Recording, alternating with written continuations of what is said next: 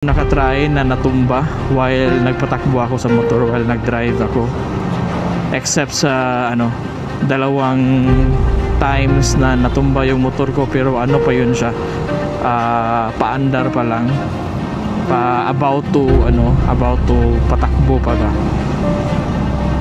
kasi may putik,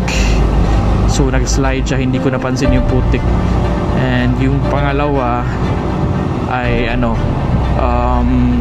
nung minaneuver ko yung motor, ipa-turn ko siya sa left, hindi ko pa siya sinakyan,